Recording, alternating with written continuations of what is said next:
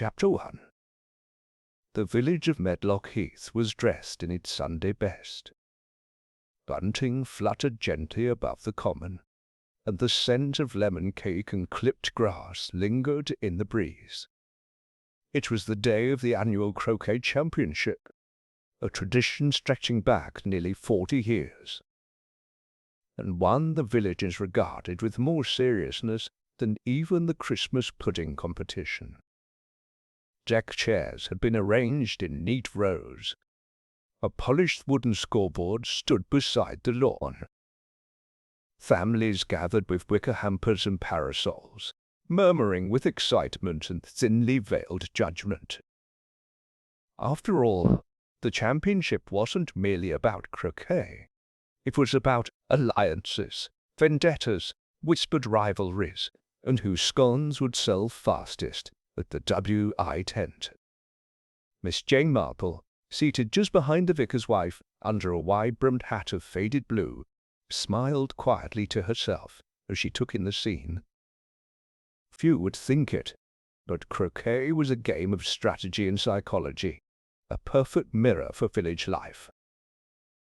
"Miss Marple, you must give me your opinion. Edmund or Clive for the final?" asked Mrs. Weatherby, whose nephew had been eliminated in the first round.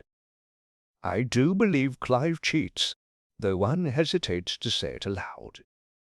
Miss Marple adjusted her shawl. "Oh, I couldn't possibly say, but I have always found that people show themselves in the way they treat rules they believe they can bend." The final match was to begin at 2 o'clock. The Marquis bustled as villagers bought elderflower cordial and gossiped about Edith Burnwell's dreadful wallpaper. And yet, for all the surface gaiety, there was something beneath it, a tension Miss Marple couldn't name yet, but felt all the same. It often began this way: an uneven smile here, a glance held a second too long, an offhand remark that landed with surprising weight. She turned her attention to the players stepping onto the field. Clive Trevelyan, the reigning champion, was a man in his early 40s, trim and controlled, with a narrow moustache and a fondness for pressed linen shirts. His wife, Angela, stood watching from the sidelines, sipping lemonade and tapping her toe with polished impatience. Everyone knew they argued constantly. Opposite Clive stood Edmund Barchester, a solicitor's son recently returned from London to care for his ailing mother. Quiet and bookish, he was an underdog in every sense. He held his mallet like one might hold a violin, tentative, delicate, but strangely precise. "Quite a pairing," said Colonel Felton, leaning over with his pipe. "The shark and the sardine." "Sharks do not always win, Colonel," Miss Marple murmured. The match began with the soft thwack of mallets striking balls across the manicured lawn. Clive played with ruthless efficiency, while Edmund responded with quiet cleverness, setting subtle traps along the hoops. The crowd murmured with growing interest. Then came the interruption. At precisely 2:37 p.m., as Clive was about to make a particularly aggressive shot, a shriek rang out from behind the refreshment tent. Heads turned, the game halted.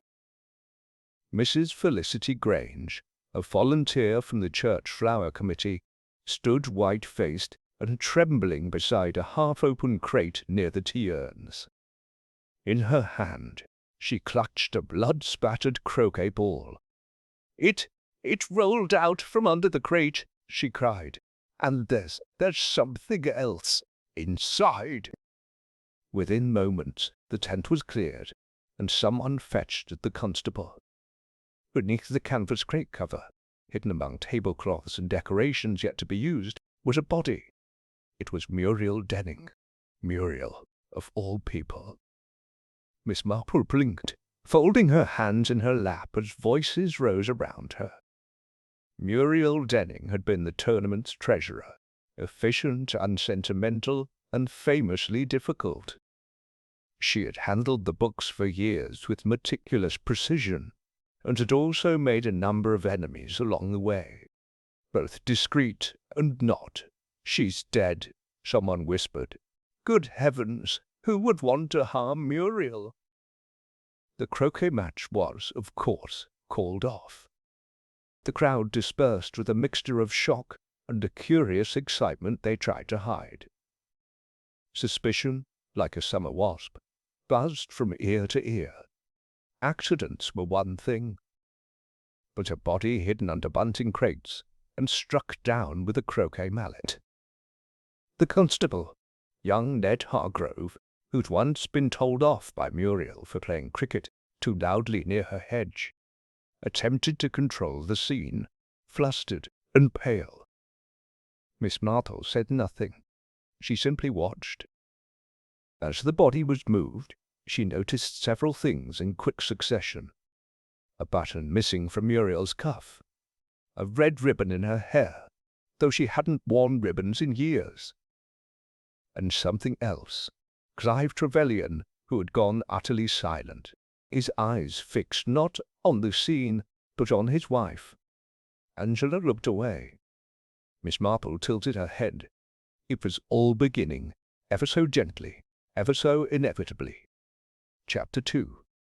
Rain had not been forecast, but the sky hung heavy with low clouds as the villagers of Medlock Heath drifted away from the croquet grounds, their festive spirits smothered by the grim discovery.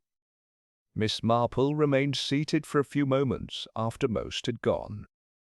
The air was thick with unsettled silence, broken only by the occasional clatter of chairs being hastily folded and packed away. No one quite knew what to say. The croquet championship had never ended in tragedy before, and certainly not with a body found beneath the bunting. Eventually, Miss Marple rose, her movements unhurried. She nodded politely to the vicar's wife, who clutched a damp handkerchief in one hand and murmured something about needing to lie down. The elderly detective made her way toward the marquee.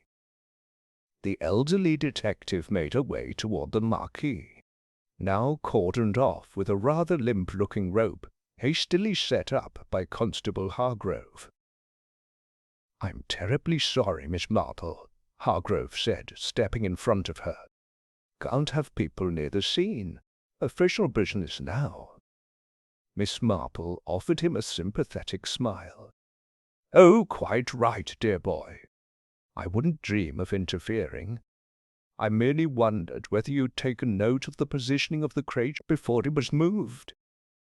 Hargrove blinked. "Positioning? Yes, a silly thing, I'm sure. But I recall it had been placed slightly askew, angled, if you will.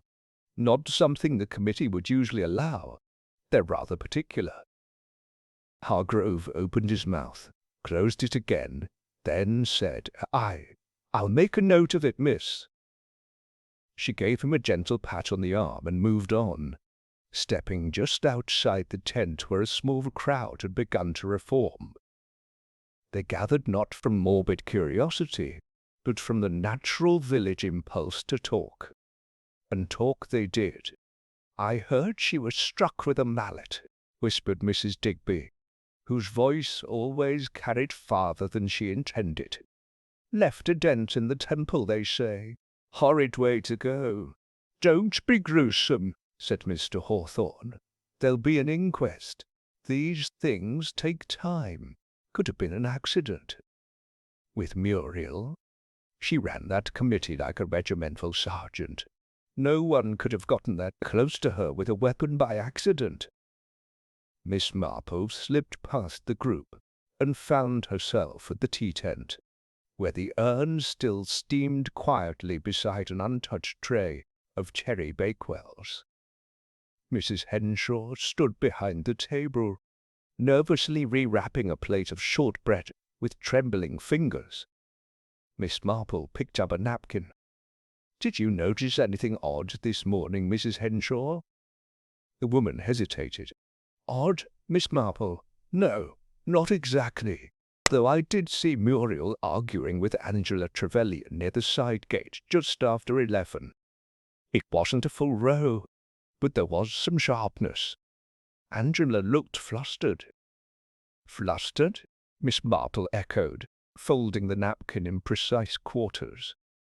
"Yes, adjusting her necklace over and over, and she dropped her compact, poor thing. And what was the cause of this tension?" "Oh, I wouldn't like to say." Mrs. Henshaw gave a nervous little laugh. "But I did hear Muriel say something like, 'You won't bully me with money.'" Miss Marple gave a slow nod. "That does sound interesting." A few feet away, the Trevelyans stood beneath a lilac-coloured umbrella. Clive was speaking to the doctor, Dr. Hargreaves, who had arrived promptly after the discovery, and was now scribbling in a small black notebook. Angela stood slightly apart, arms crossed, her gaze fixed firmly on the grass. Miss Marple didn't approach, not yet. She observed instead, letting the tableau unfold. Angela's expression flickered. Once, when Dr. Hargreaves mentioned the time of death, she shifted her weight from one heel to the other, looked up, and caught Miss Marple's eye. For a fraction of a second, her features tightened. Then, quite suddenly, she turned and walked briskly towards the clubhouse. Miss Marple watched her go, thoughtful. A voice to her left interrupted her reverie. "I suppose she'll be organizing a replacement treasurer by Monday," came a dry remark. It was Beatrice Hoyle, Muriel's long-time rival on the committee, a stout woman with a pinched mouth and sharp eyes. Beatrice never missed a chance to sniff out an opportunity or a weakness. "Do you think the committee will be restructured entirely?" Miss Marple asked gently. Beatrice's lips twitched. "I wouldn't say no to a bit of fresh air on the accounts side." Muriel always kept the details rather close, wouldn't even let anyone else balance the petty cash, said it was for continuity. She sniffed. "More like control."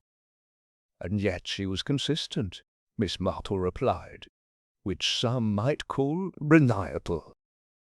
Beatrice grunted. "Perhaps, but even reliable people can have something to hide, Miss Marple, especially when money's involved."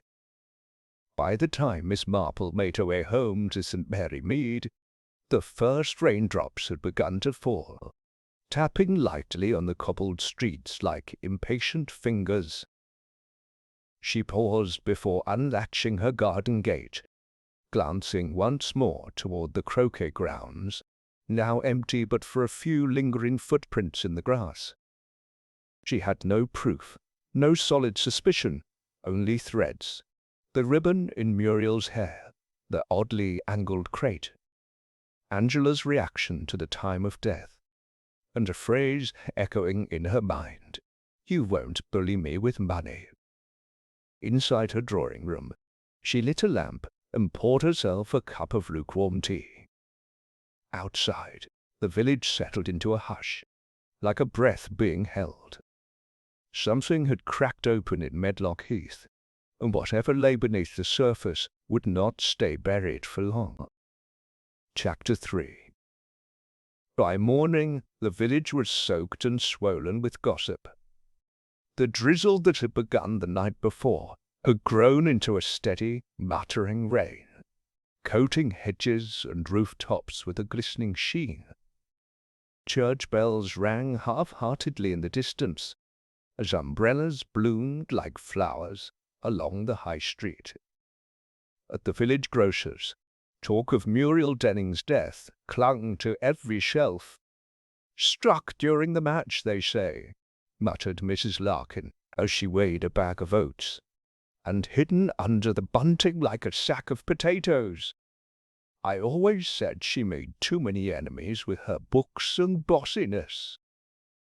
Behind her, Mr. Trimble, the butcher, offered his theory in a lower tone.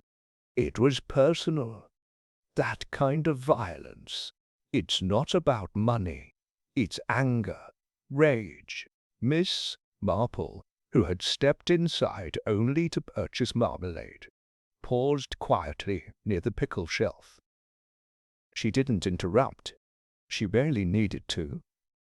Villagers, when left to talk amongst themselves, were often far more revealing than when questioned. Constable Hargrove was asking questions down at the vicarage, Mr. Trimble added, handing over change. He thinks the murder happened earlier than they first thought, around noon, not after lunch. That was new. Miss Marple offered a gentle smile to the grocer and made her way outside, walking carefully to avoid the puddles gathering at the corner of Main and Rose Hill. Noon, not 2 o'clock. That changed the order of events significantly and narrowed the window. She made a mental note to visit Reverend Pritchard later that afternoon. But first, there was someone else she needed to see. Angela Trevelyan lived at Heatherby Lane, in a smart white-painted house with too many windows and a garden far too tidy to be managed without hired help. Miss Marple arrived with a box of scones she had baked that morning, using a light hand on the bell. Angela answered after a moment, her expression a practiced mixture of politeness and wariness. "Miss Marple," she said, surprised. "What an unexpected pleasure. I do hope I'm not intruding. I had a few too many scones this morning, and thought you might like some." Miss Marple tilted the box upward. "Fresh from the oven." Angela hesitated, then stepped aside. "Well, thank you. Do come in. I suppose company is a welcome change today." The sitting-room was pristine, too pristine. A single book lay untouched on the coffee table. No tea service, no sewing kit, not even a discarded newspaper. It was a room that had not been lived in that morning. Angela set the scones down without opening the box. "I haven't slept much," she admitted, "not since yesterday." "That is quite understandable," Miss Marple said. "Muriel's death was, well, a shock to everyone." Angela crossed her arms. "She was difficult, but I never imagined this." "Of course," Miss Marple replied, "although I did hear from Mrs. Henshaw that you and Muriel had a rather pointed exchange yesterday." Angela's face stiffened. "That woman listens too closely for her own good." "She listens precisely as much as any woman with time and an interest in detail," Miss Marple said mildly. "But please don't mistake my purpose. I only wondered whether you noticed anything unusual before the match." Angela sighed, eyes flitting toward the rain-streaked window. "Muriel had accused Clive, my husband, of misusing committee funds. Something about a discrepancy in the invoices for the groundskeeping. It was a small amount, but she was threatening to make it public." "Did Clive know about this accusation?" "I told him yesterday morning." "Did he take it well?" Angela hesitated. "He laughed, said Muriel was overreaching, that she was bluffing, trying to regain control of the committee. But I could tell he was furious. He doesn't like to be questioned." "Understandably so," Miss Marple murmured, not entirely agreeing. Angela folded her hands tightly in her lap. "But Clive didn't kill her. He wouldn't. He's proud, yes, stubborn, certainly, but he's not violent." Miss Marple did not press further. She knew enough to stop when the thread had been pulled taut. "Thank you, my dear. I won't trouble you longer." On the way home, she stopped at the vicarage as planned. Reverend Pritchard opened the door himself, a woolen scarf wrapped around his throat and a cup of cocoa in hand. "Miss Marple," he beamed, "what a curious week we're having, eh?" "Curious indeed," she replied, "and I thought perhaps you might help me untangle part of it." She was ushered inside without question. Over cocoa and damp shortbread, the vicar recalled a conversation from the previous morning. "Muriel had a quick meeting with me just before noon. Said she wanted to go over the charity fund allocations before next month's audit. She was in quite a state, now that I think on it. Distracted. Kept fiddling with that little ribbon in her hair. Odd choice for her."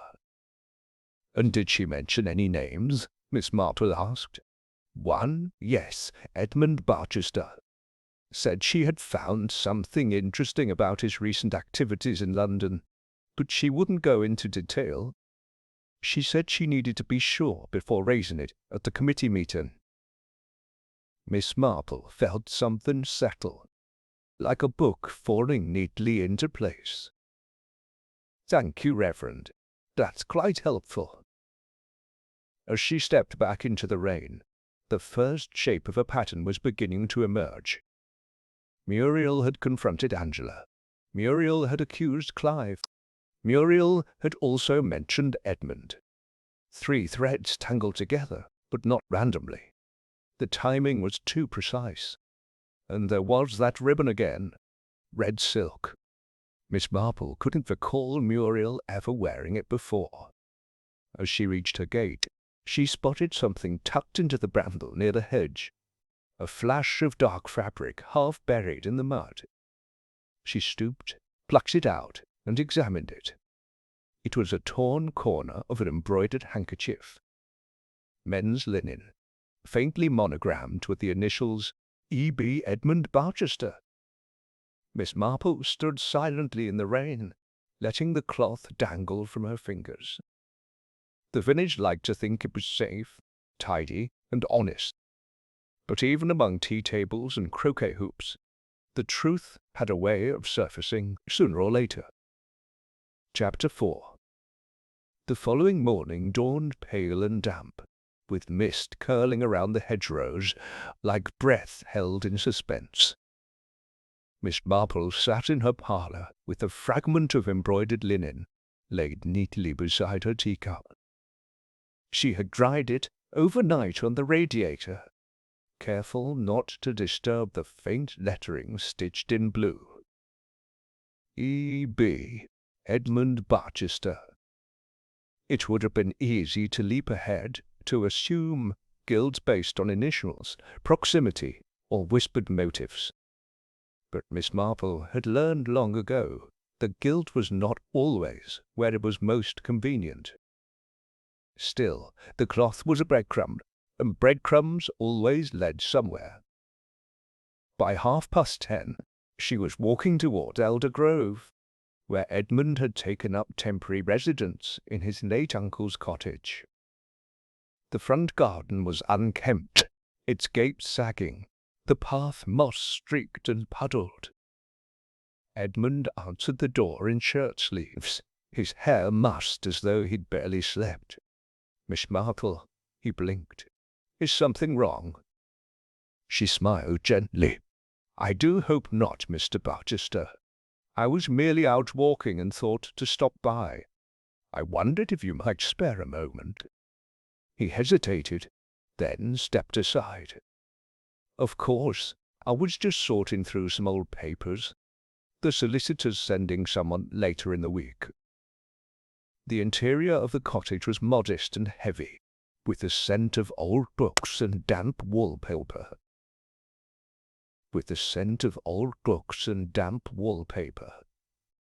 A small fire struggled in the grate, and a half-eaten piece of toast sat cold on a saucer. Edmund gestured vaguely toward a worn armchair, then resumed picking through a stack of manila folders. "I suppose everyone's talking about the croquet match," he said, not looking at her. Miss Marple nodded. Quite understandably. Muriel Denning was a complicated woman. She didn't deserve that, Edmund said sharply. Then, softening, he added, No one does, I suppose. I agree, Miss Marple said. She paused. You knew her well. He shrugged. Not especially. She was involved with the charity subcommittee, always correcting the minutes, but she seemed to have it out for me. In what way? Edmund shifted uneasily. Oh, little things. She hinted at knowing something about my time in London, as if I'd embezzled or misbehaved somehow. Ridiculous, of course. Of course, Miss Marple replied gently. Although it does make one wonder, what did she think she had? Edmund gave a tight smile. Whatever it was, she took it to her grave. Miss Marple inclined her head. And have you by any chance misplaced a handkerchief? Embroidered, blue thread, with your initials? He blinked. Well, yes, I suppose I might have. One of the older ones, why? Oh, nothing, she said mildly, watching him closely. I simply found one tangled in the hedgerow by the green, likely lost during the confusion. His face froze for a fraction of a second. Just enough. I must have dropped it when I went looking for my umbrella. It blew off during the commotion. A stormy day, yes, Miss Marple agreed. Easy to lose things in the wind. She stayed only a few minutes more, declining his offer of tea. As she stepped back into the mist-laced morning, her mind buzzed, not with certainty, but with something smaller, slipperier. Hesitation. Edmund hadn't been surprised by the handkerchief itself, only by its location. She turned toward the lane, her pace unhurried. At the corner she nearly collided with Beatrice Hoyle, who was wrapped in a waterproof cloak and carrying a battered green umbrella like a sabre. Oh, Miss Marple, Beatrice huffed. Have you heard? Clive Trevelyan's been called in for questioning. The police went to his office this morning. Indeed, Miss Marple asked. How curious. Well, it was bound to happen, wasn't it? Muriel had threatened to expose something in the financial records. Angela told me herself that Clive was furious. Did she now? Over coffee at the bakery, just an hour ago. She's shaken, poor thing, but trying to carry on, putting on a brave face, though you can see it's all a bit brittle around the edges. Miss Marple made a mental note. Angela was talking, perhaps too much. And what do you think of Mr. Barchester? She asked conversationally. Beatrice sniffed. That one. Too quiet. Those are always the ones with secrets. And did you see the way he played croquet? As if he were calculating something else entirely. Miss Marple smiled faintly. It is often the quiet ones who see more than they say. That afternoon brought another visitor. Constable Hargrove arrived at Miss Marple's cottage with damp boots and a thin notepad. He stood awkwardly in her hallway until she insisted he come in for tea. I thought you should know, he said, sipping from a china cup he held like it might break. Dr. Hargreaves revised the time of death. It's not noon any more. No, earlier, sometime between 11 and past. Said the blood clotting and temperature suggested it. That throws everything off, doesn't it? Miss Marple folded her hands in her lap. Not entirely. It simply moves the question. Who had opportunity then? Hargrove scratched his head. Plenty of people were about. Angela says she was helping decorate the tent, but no one remembers seeing her for nearly half an hour. Clive was taking a walk to clear his head, according to him. and Edmund was supposedly arranging chairs, but the choir boys say they did that." Miss Marple nodded slowly. "So no one has a clean alibi." "Exactly." He exhaled. "Miss Marple, can I ask you something?" "Of course. Why hide the body under a crate in a tent? If someone lost control, they'd run, or at least leave her where she fell." Miss Marple's eyes twinkled. "Unless they knew how bodies upset people, or unless the death wasn't sudden rage at all, but planned, concealed behind the illusion of spontaneity." Hargrove paled slightly. "Planned? It often is," Miss Marple said quietly. "But the more important question, my dear boy, is who benefits?" The constable left soon after, notebook full of questions he hadn't arrived with. As dusk fell and the mist thickened, Miss Marple sat once again by her fire, the handkerchief beside her. Someone had placed it in the hedge after the murder, either to discard it or mislead, and whoever it was had hoped it would go unnoticed. But very little went unnoticed in Medlock Heath, especially by Miss Marple. Chapter 5. On Thursday morning, a weak sun pushed through the clouds, gilding the ivy-covered walls of Medlock Heath's parish hall in pale gold. The gloom had lifted slightly, but the village remained uneasy, as if speaking too loudly might awaken something best left undisturbed. Inside the parish hall, the Croquet committee reconvened under a strained atmosphere. The usual buzz of social chatter was muted. Voices hovered just above a whisper. Clive Trevelyan sat stiffly at the end of the table, fingers laced tightly, while Angela took minutes with uncharacteristic silence. Beatrice Hoyle presided at the head, emboldened by Muriel's absence. Miss Marple, invited as a guest due to her long association with the event, sat quietly at the back of the room. Her knitting needles clicked softly in her lap, but her attention was focused elsewhere, on expressions, on pauses, on what was not being said. "We must discuss the financial books," Beatrice began with a crispness sharpened by anticipation. "As we all know, Muriel maintains sole access. But I have retrieved her files from her desk. With the committee's approval, I've asked Mrs. Frobisher to help examine the accounts." Mrs. Frobisher, a retired clerk with the disposition of an owl, nodded gravely. "We've begun sorting the records," she said, laying a folder on the table, "and there are discrepancies." Angela's pen stilled.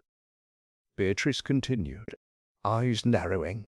"Receipts for groundskeeping paid to a Mr. Arlington, several £100 in the last year. But there's no one of that name registered in Medlock Heath or the surrounding counties. No invoices beyond brief cash entries."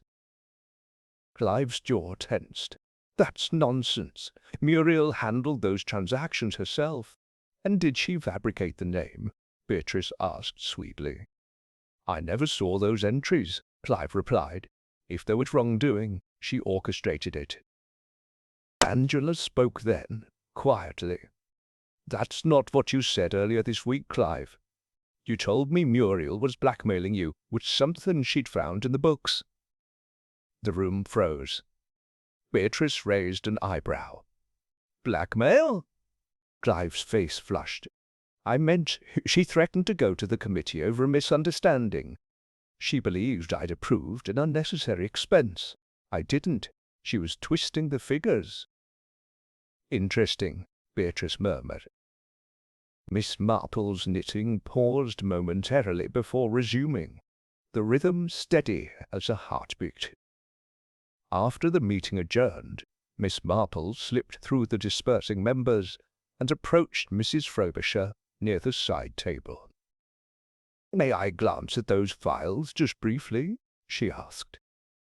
The old clerk looked hesitant, but relented. I suppose it can't hurt. Miss Marple flipped carefully through the folder.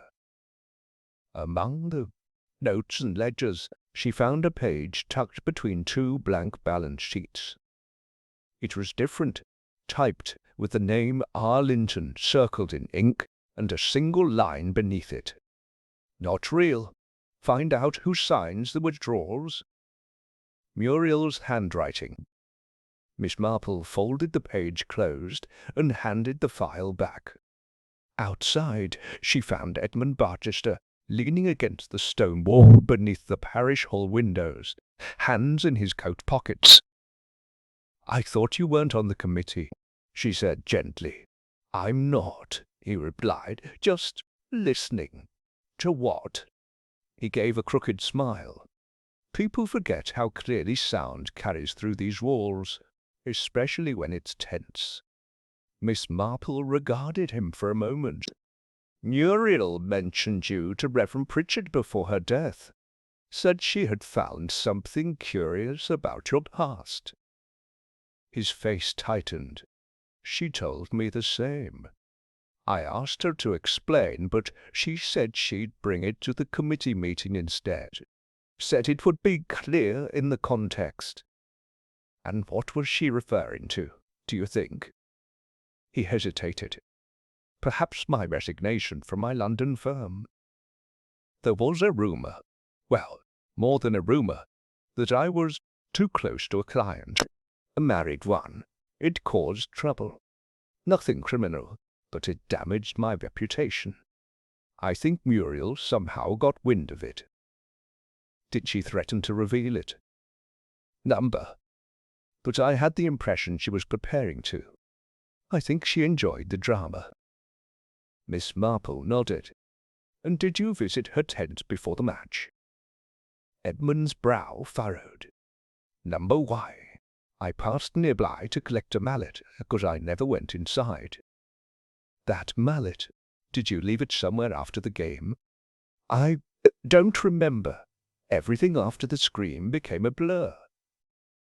Miss Marple did not press further. She had learned that when a person began to answer questions in fragments, they were either remembering too much or trying not to remember at all. Later that afternoon, back at her cottage, Miss Marple prepared tea for an unexpected visitor. It was Angela Trevelyan. "I know I shouldn't be here," she said, twisting her gloves, "but I had to speak to someone." Miss Marple handed her a cup. "Go on, my dear." Angela stared into the tea. "Clive and I are not happy. We haven't been for some time, but appearances matter, and he is very good at appearances."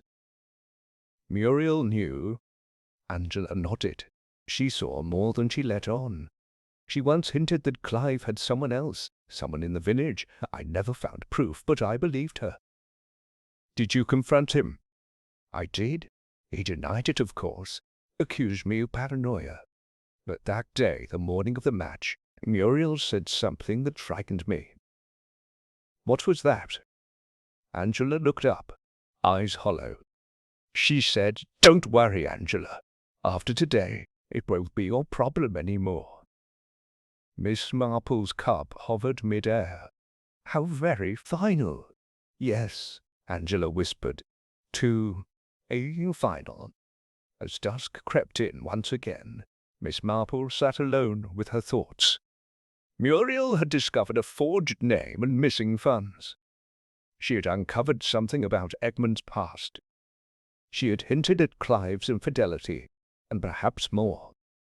And she had warned Angela, "After today, it won't be your problem any more." It was beginning to form, not a full picture yet, but outlines. Someone had killed to keep something buried. But what if the killer had misread Muriel's intention? What if her warning wasn't about exposing someone, but about removing herself from their reach?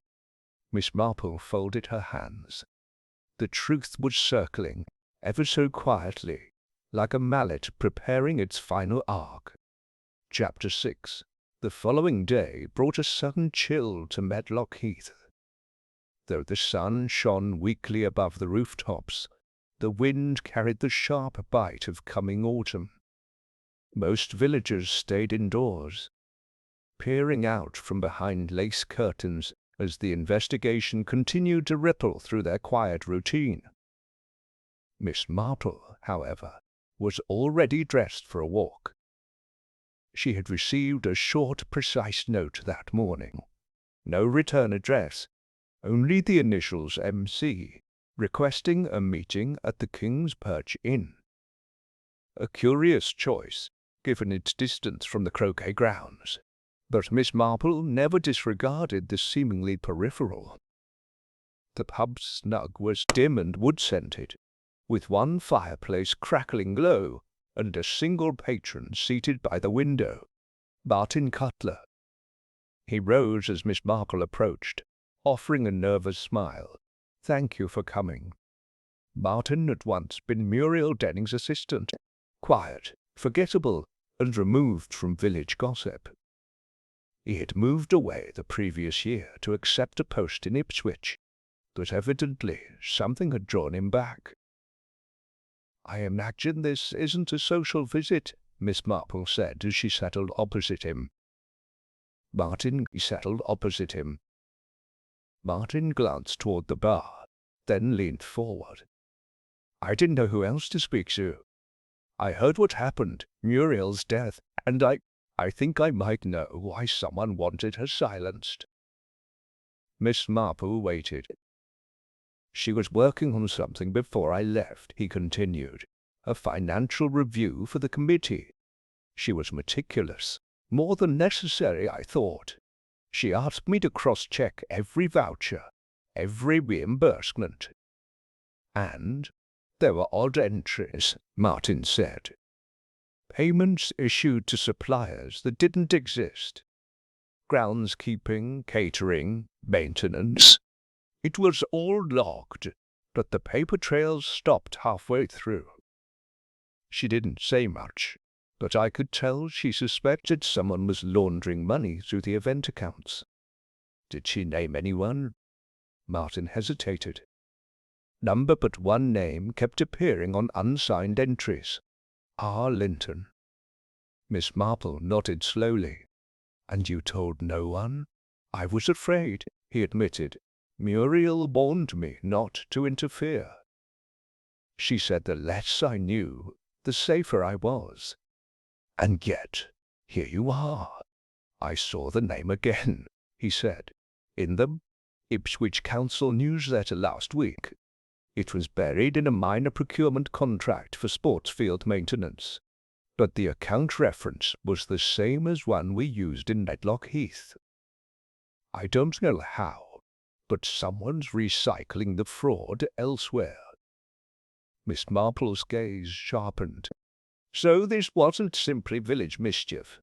It might be part of something larger." He nodded. "I think Muriel was going to expose it, and someone stopped her." Back at her cottage, Miss Marple pored over her notes, mentally threading together the past days. If Martin was right, then Muriel hadn't been meddling out of petty spite, but out of principle. She had followed the trail and threatened to name someone whose deception stretched beyond the village. But who? Her thoughts were interrupted by a knock at the door. It was Constable Hargrove again, this time without his notebook. His cheeks were pink from the wind, and he looked unusually agitated. "I've just come from speaking with the Trevelyan's," he said. "Angela found something in the drawer of Clive's writing desk." He held out a folded envelope. Miss Marple opened it delicately. Inside was a typed letter addressed to Muriel Denning, unsigned. "You are meddling in matters beyond your understanding. Keep your nose out of committee business, or there will be consequences. This is your last warning." Miss Marple's mouth formed a thin line. "No return address, no signature, no fingerprints either," Hargrove muttered. He says he doesn't know how it got into his drawer. Does Angela believe him? She said she does, but, well, she hesitated.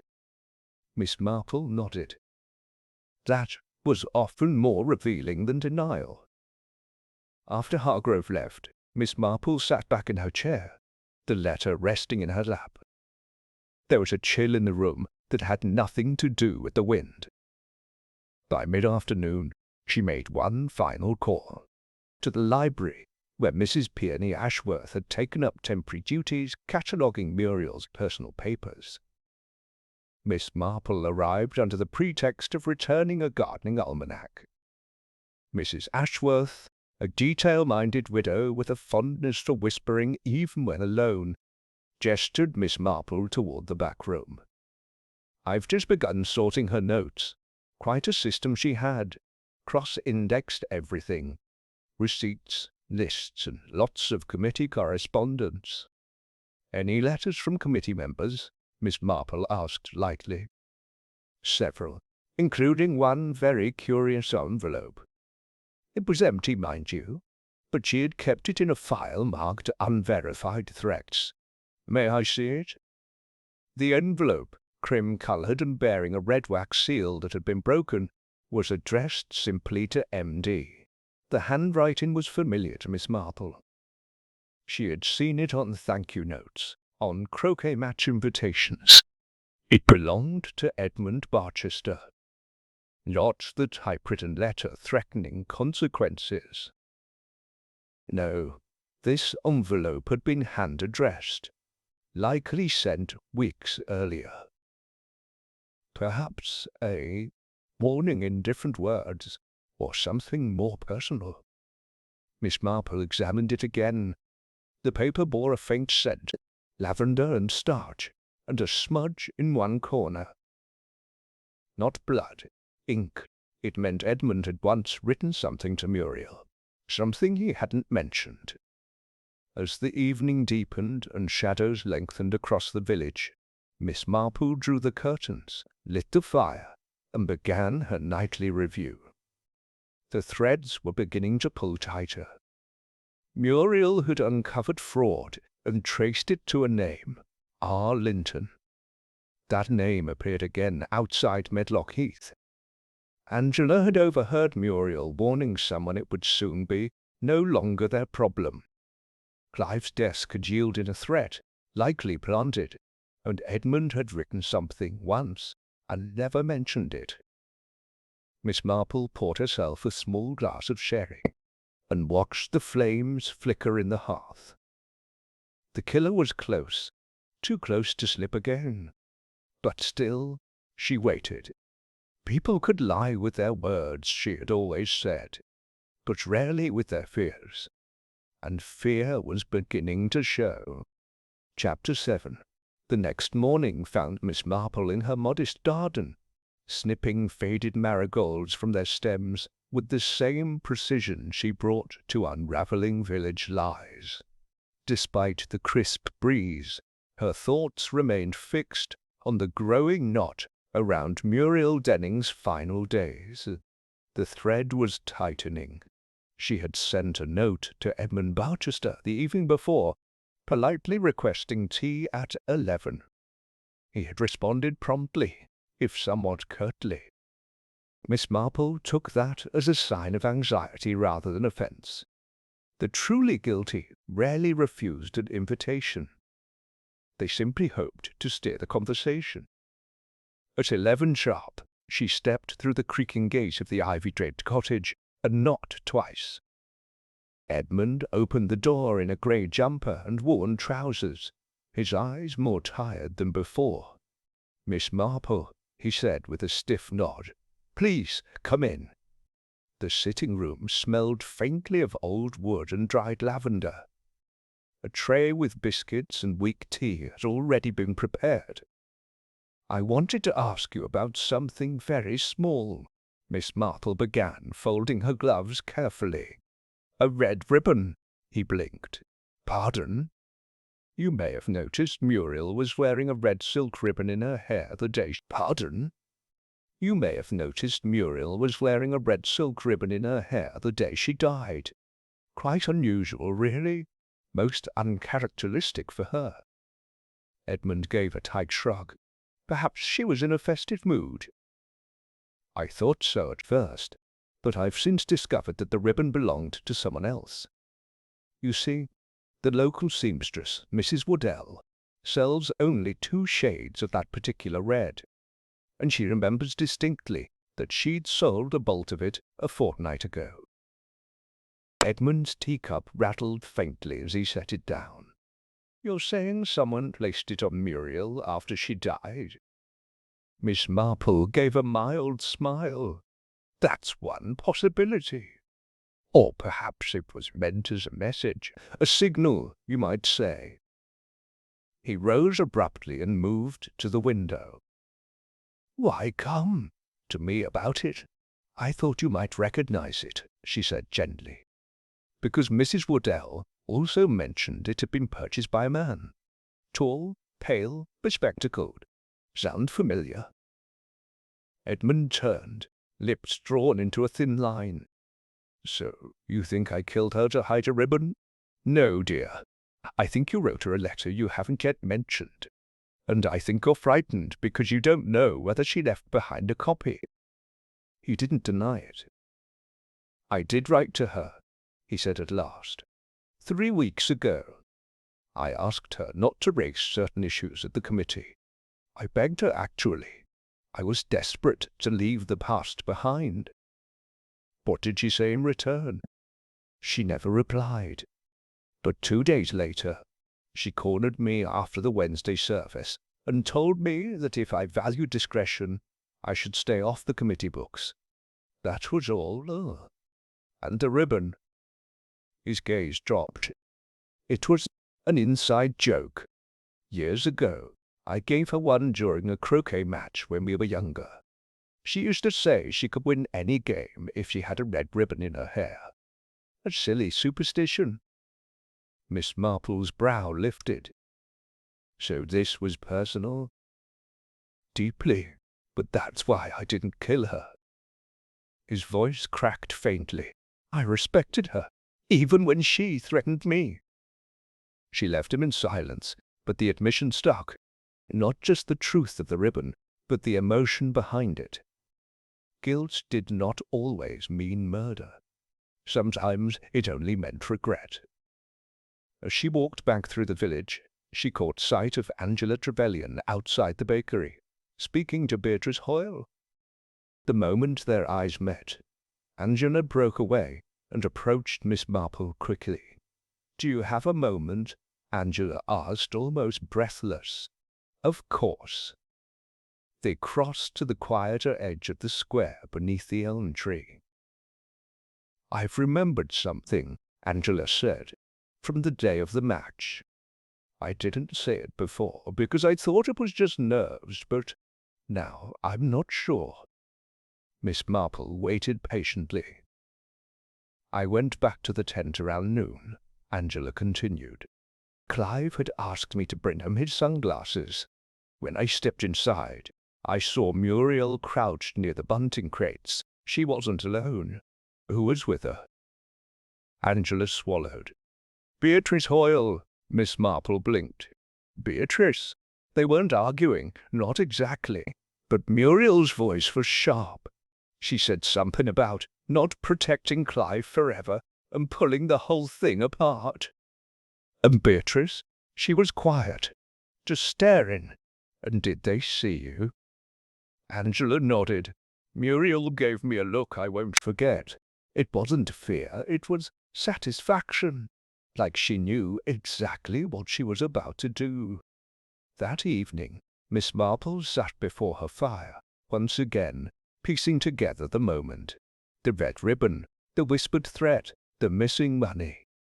And now Beatrice, who had seemed so eager to take charge of the committee, and Muriel's role after her is death. She pulled out the note she had made the night before, and underlined a line she'd almost dismissed. Muriel always kept the petty cash under lock. Beatrice called it control. What if it wasn't just resentment? What if Beatrice had something to lose? Something more than power? The final nudge came just before midnight, in the form of a letter slipped through her door. No envelope, no signature. Muriel knew everything. She had proof, but she was going to expose more than one person. Be careful who you trust. Miss Marple read it twice. The handwriting was deliberately shaky, the message vague, but it told her two things. 1. Someone else believed they were in danger. And 2. The killer wasn't finished. Not yet. Chapter 8. The unsigned warning rested on Miss Marple's writing desk like a splinter. Small, painful, and impossible to ignore. Someone in the village knew more than they were willing to admit. Someone close.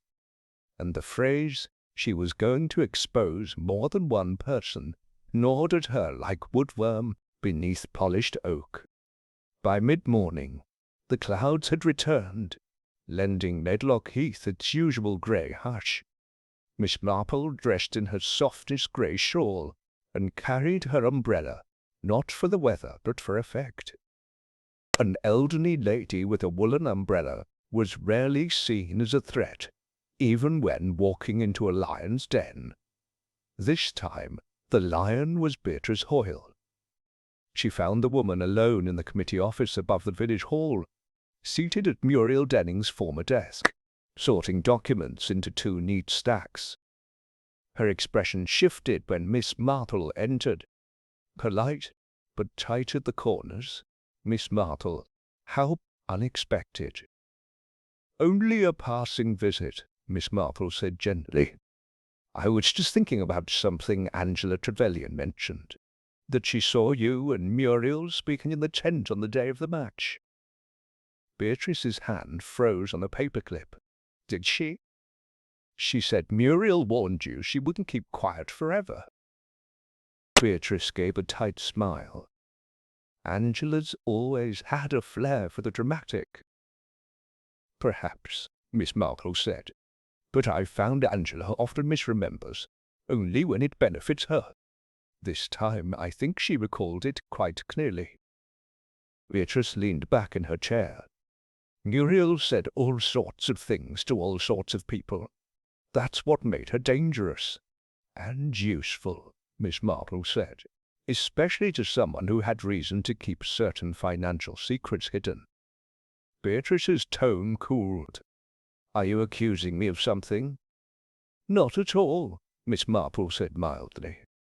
But you did take over the committee finances rather swiftly after Muriel's death. And I've heard you refer to the ledger entries as ambiguous, which is a curious choice for someone trained in bookkeeping. Beatrice's lips pressed together. Beatrice's lips pressed together. You should be careful with your suggestions.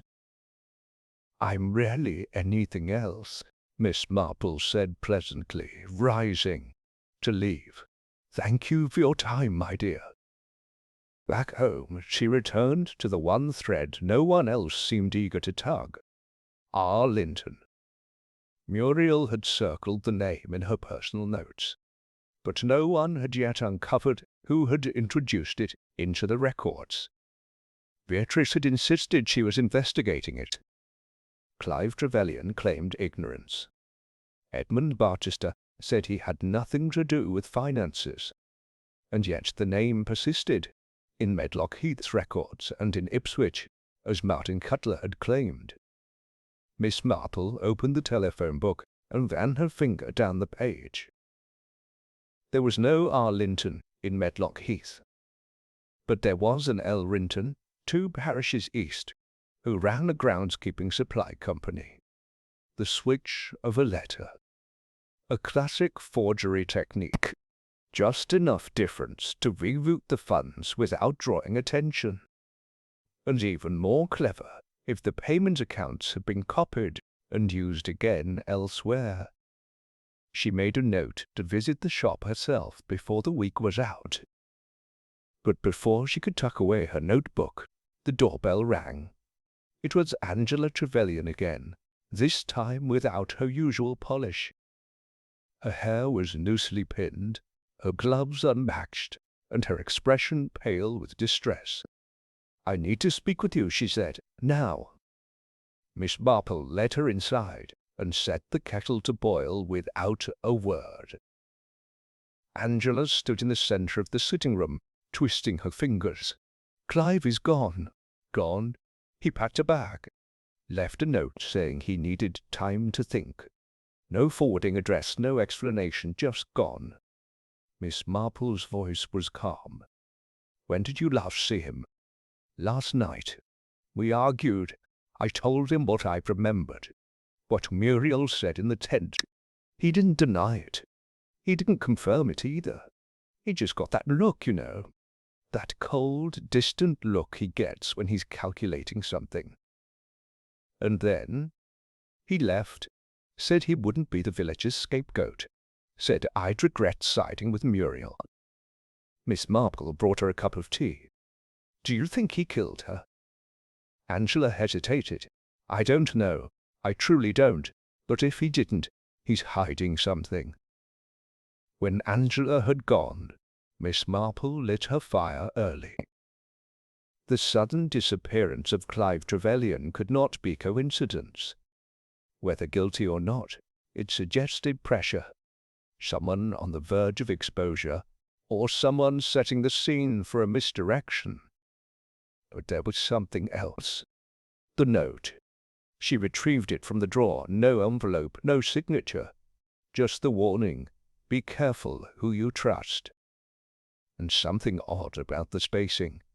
The line, "Muriel knew everything," sat slightly higher than the second half. A typewriter quirk. Miss Marple frowned, then stood and crossed to her writing desk. She retrieved an old church bulletin, a copy of the one from 2 Sundays prior, and flipped to the back page. The typing was nearly identical. She had been right to suspect. The church bulletins were typed on the oval vicarage typewriter, and only 3 people ever used it: Reverend Pritchard, his wife, and Beatrice Hoyle, who volunteered to help with the announcements. Miss Marple sat down slowly. Beatrice had written the anonymous warning. But why warn her if she were guilty? Unless there was something she feared more than Miss Marple's questions. The truth. Perhaps Beatrice hadn't killed Muriel, but had helped cover something, or had been manipulated into silence. And now the guilt was creeping in at the edges. Outside, the sky deepened into twilight, and the village prepared for another quiet evening. Miss Marple looked out her window toward the darkened Croquet green. Rain glistened on the grass, and the bunting had been long taken down. But the memory of the murder lingered there, as solid as the wooden mallet that had taken a life. And someone very close, was beginning to unravel. Chapter 9. The next morning, Miss Marple arrived at the vicarage with a tin of cinnamon biscuits, and a seemingly innocent question about the harvest jumble sale. Mrs. Pritchard welcomed her in with warm cheeks and a flustered smile.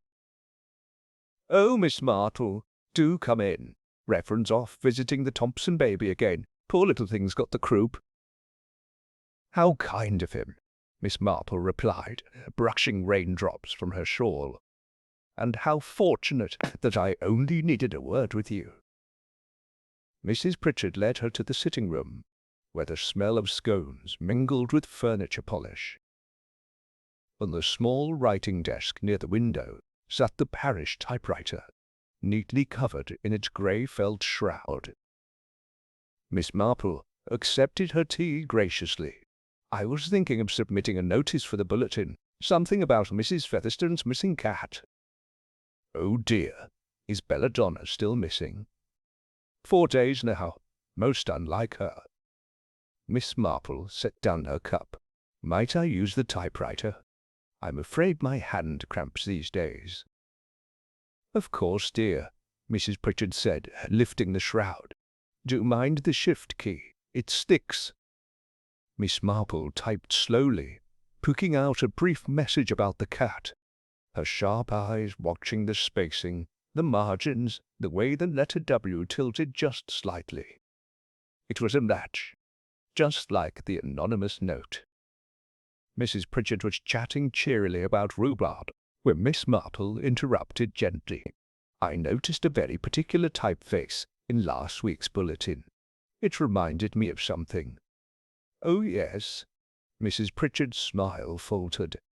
"A note someone slipped under my door. A warning."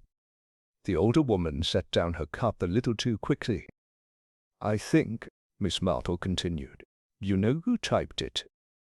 Mrs. Pritchard blinked, pink rising to her cheeks. "I didn't want to get involved, but I couldn't keep quiet entirely." "So it was you?" "No," she said quickly. "It was Beatrice. I only helped her with the envelope.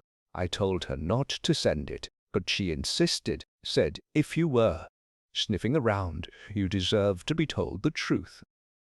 Miss Marple's tone was gentle. "Then why not sign her name?" Mrs. Pritchard hesitated, because she was scared, not for herself exactly, but for someone she used to care about, and still might. The tea cooled between them.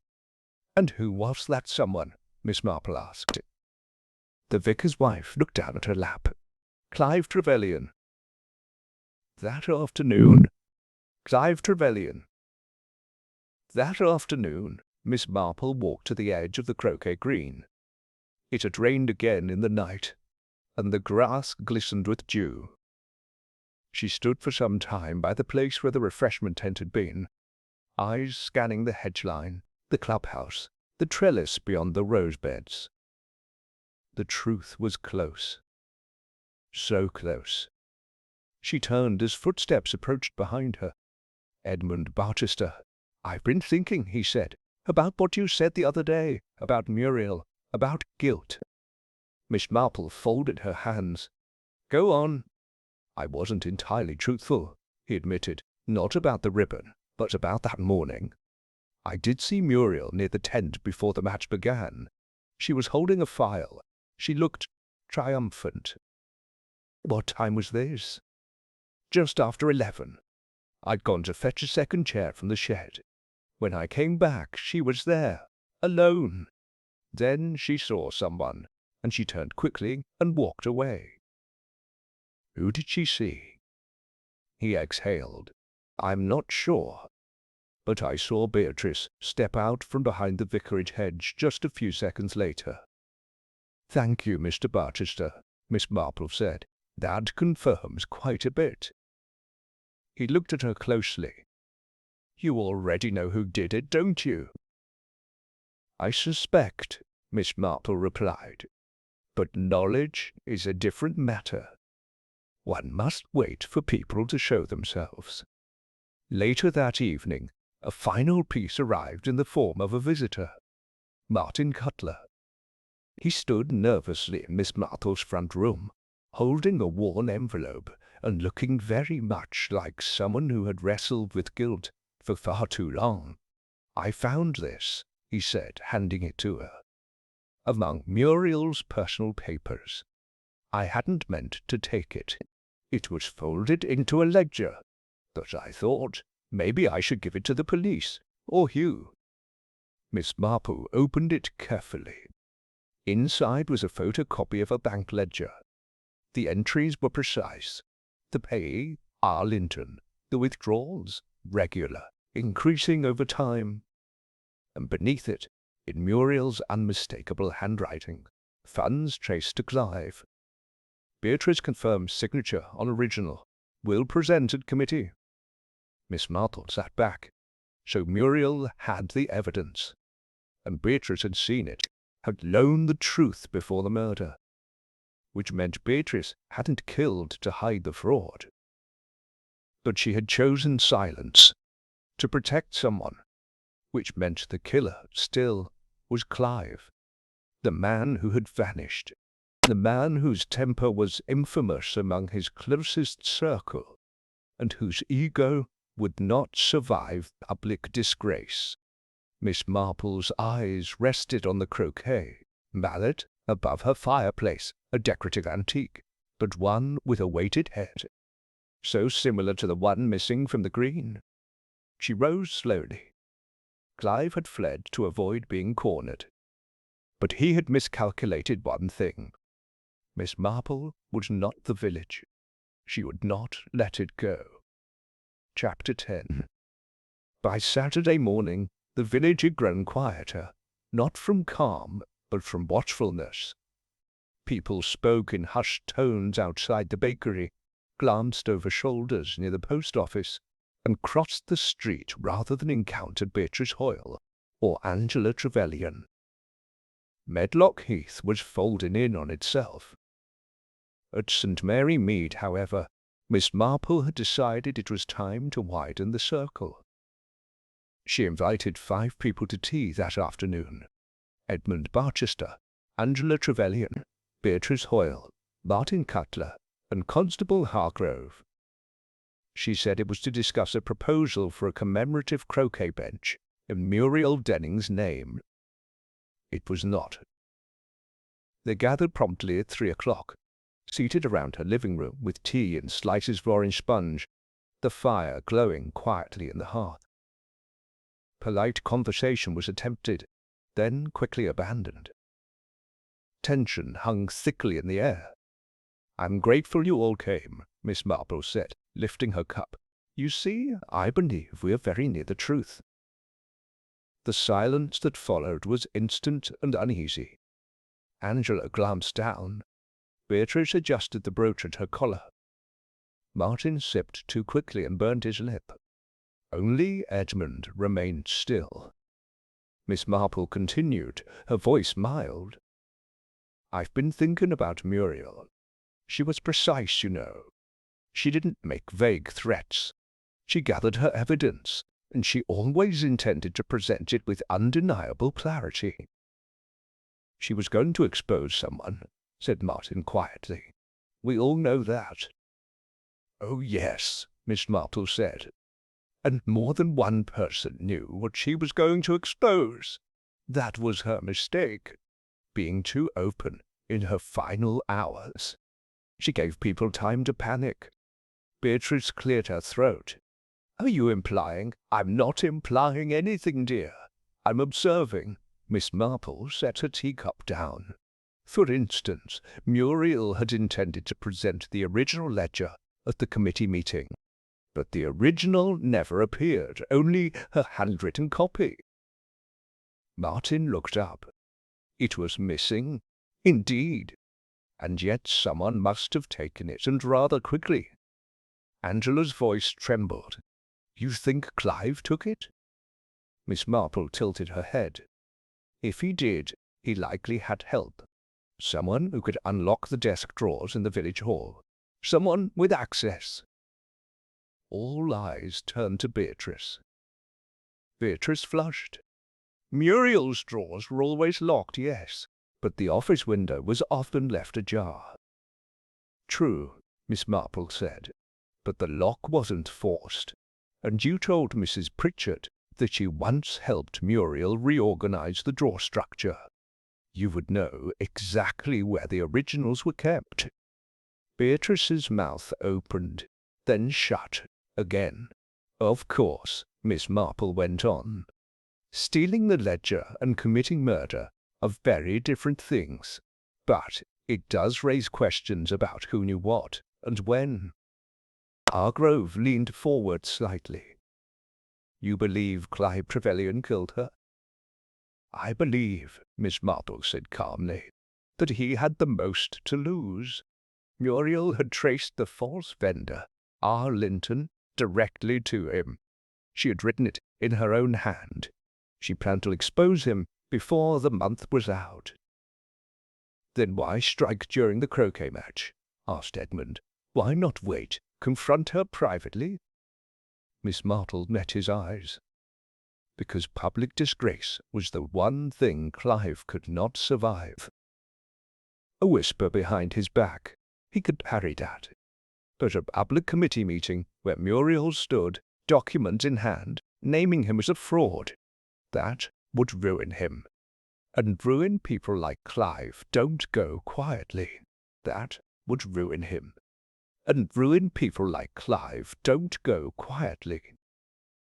Angela's voice, soft and uncertain, filled the room. I told him she would do it. That she meant it this time. He didn't say anything, he just stared at me.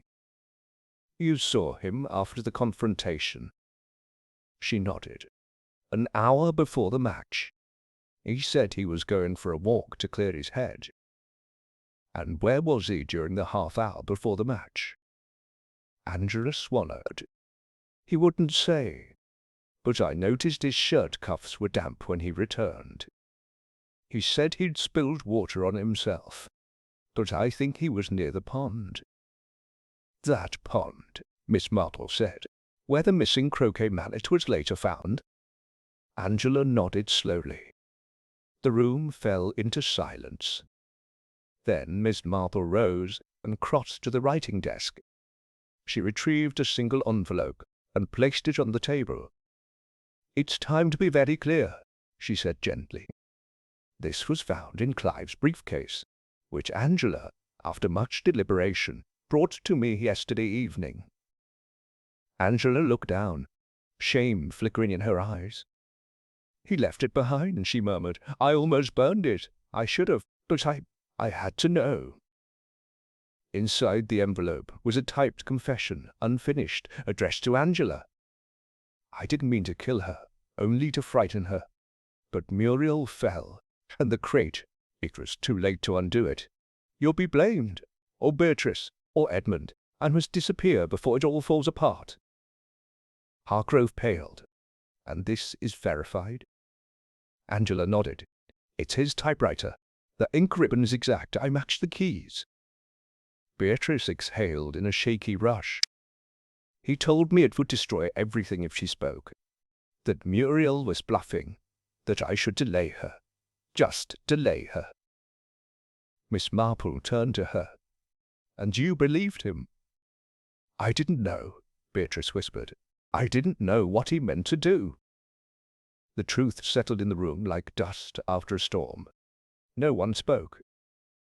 Outside, the church bell rang distantly for evensong. Miss Marple glanced toward the fire. "There is one thing left to do, one final thread to tie." "Which is?" Hargrove asked. "To bring Clive Trevelyan back into the village," she said. "And for that, I need all of you. We must invite him in." With silence. Chapter 11.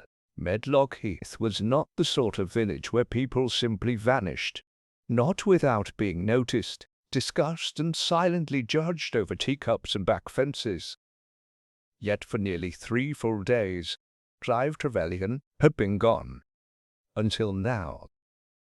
He returned just after noon on a dull Tuesday, arriving by hired car, carrying a small overnight bag, and wearing the same coat he had worn on the day of the match.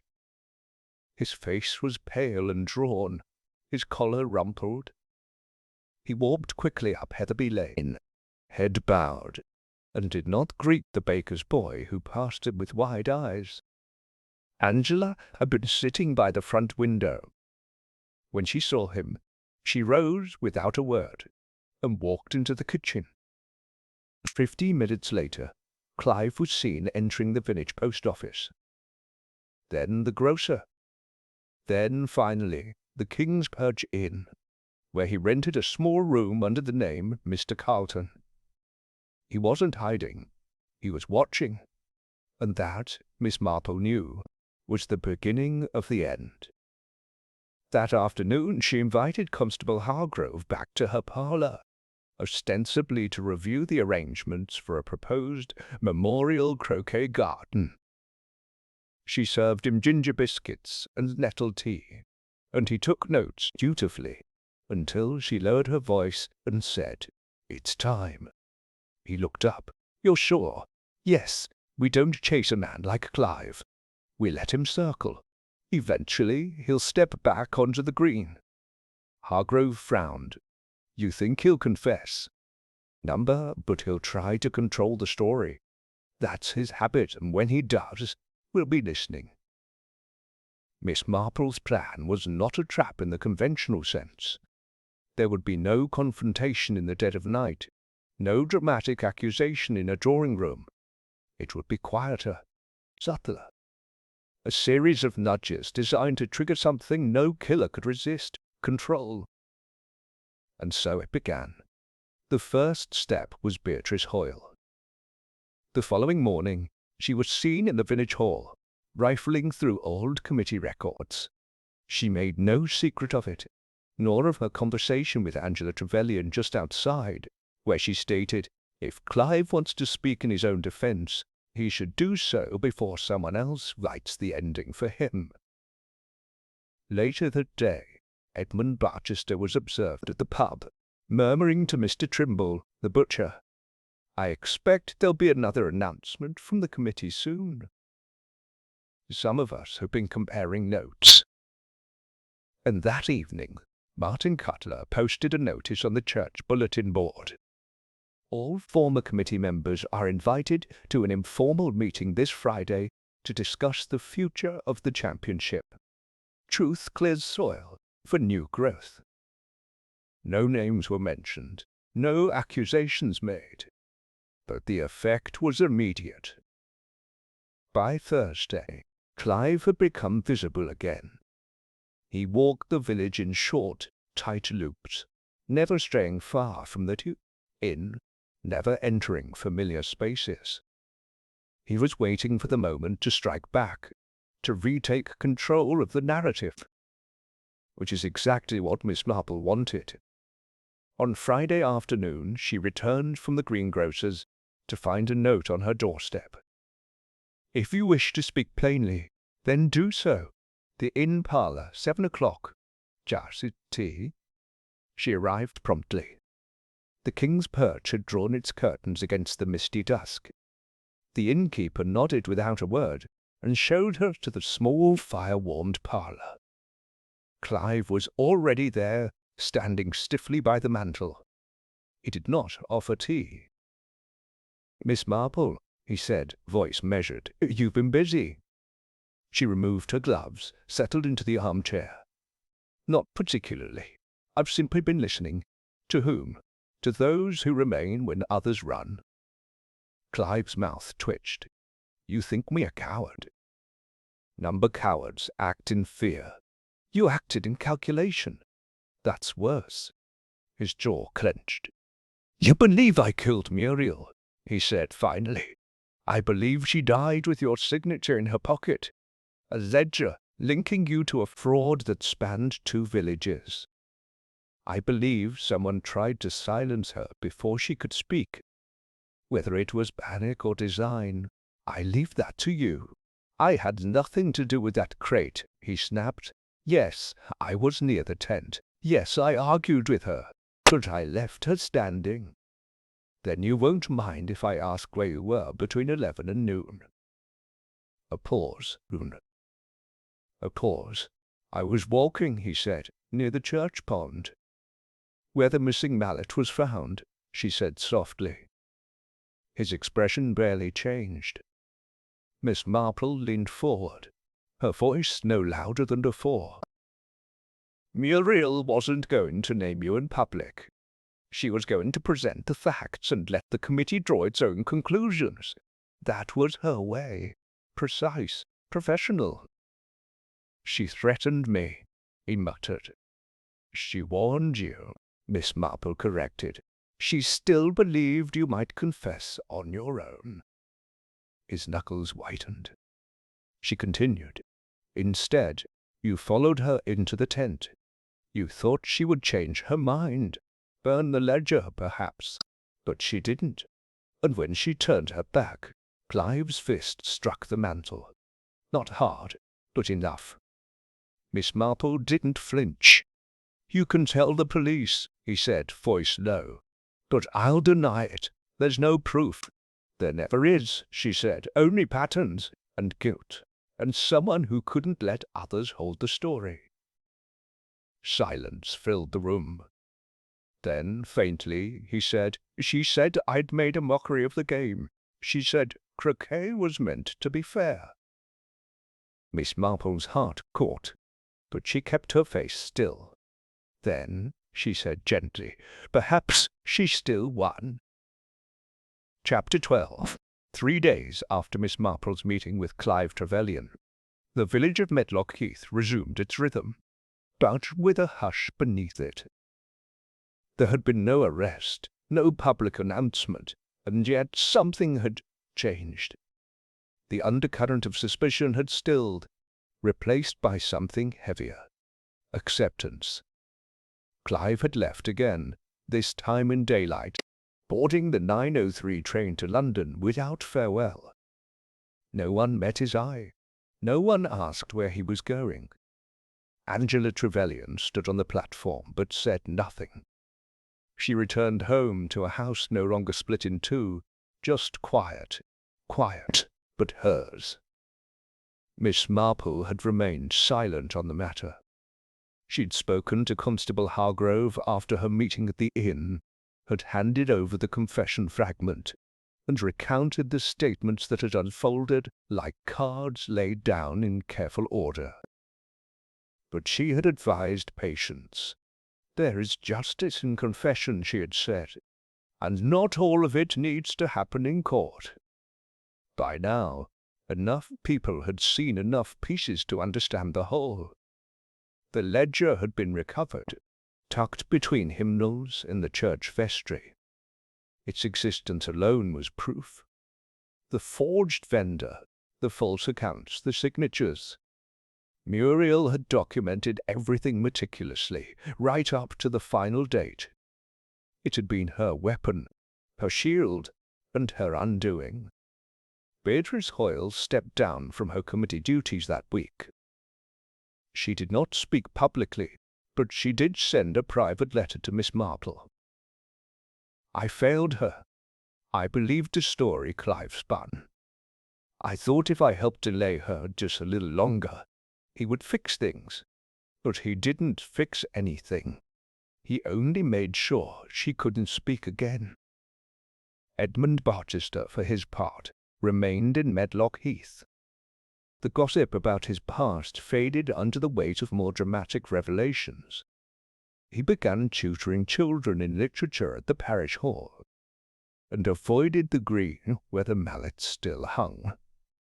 Martin Cutler returned to Ipswich, but not before presenting Muriel's committee papers, notes, and ledgers to the district office. A small-scale audit was launched, quiet, efficient, discreet, and the Croquet green, untouched since the match, remained closed for the season, until Friday. A week after Clive's departure, the Croquet committee met for the first time without him. The meeting was short, solemn, and without refreshments. Miss Marple was invited, though she sat to the side, knitting silently as Beatrice, now a private citizen, offered one last proposal: that the final match be declared null, and no champion named for the year. "A tournament with a murder," she said quietly, "should not be recorded as sport." The vote was unanimous, but it was not the end. Angela stood at the end of the meeting and held up a small box. Inside it lay Muriel's red ribbon. "I found it in my garden hedge," she said, "the same day Clive left. I believe he placed it there." She looked around the room. She wore it not as a flourish, but as a message. To remind him what she knew. To show him she wasn't afraid. There were no objections when she suggested it be kept in the trophy case, not as a winner's token, but a memorial. That evening, Miss Marple walked the Croquet green alone. The air was still, the evening sun stretching long shadows across the lawn. She stopped beside the south hoop, the one nearest the tent where Muriel had died, and knelt to adjust a flower that had begun to wilt. She spoke softly, as if Muriel might still be there. "You were right not to name him outright. You trusted the truth would find its own way." She looked toward the far end, where the bunting had once fluttered. He couldn't control the story. That's what frightened him. And she smiled, just slightly. The next morning, the village awoke to a single-page report pinned to the parish bulletin board. "Closure at the championship," it read. Below, in neat type, it explained that the match had been voided, the committee leadership restructured, and the police investigation officially concluded. No charges would be brought. The suspect had left of his own accord. A footnote added, "The Croquet Green will reopen in spring. All are welcome. Mind the hoops." On Sunday, the church service was quiet. Mrs. Pritchard read a verse about justice in silence and mercy in truth. No one said Muriel's name aloud, but many thought of her. Miss Marple, seated in her usual pew, said nothing at all. She didn't need to, because the mystery was finished. No loose threads remained. The ledger was recovered, the fraud exposed, the motive revealed, the killer unmasked, if not publicly punished, then internally condemned. There would be no more whispered theories or uncertain glances over tea. Only a ribbon in a glass case, a croquet lawn tended in silence, and a village changed not by spectacle, but by understanding. And that, Miss Marple thought as the organ hummed its last chord, was how justice should be. Quiet, complete, inevitable.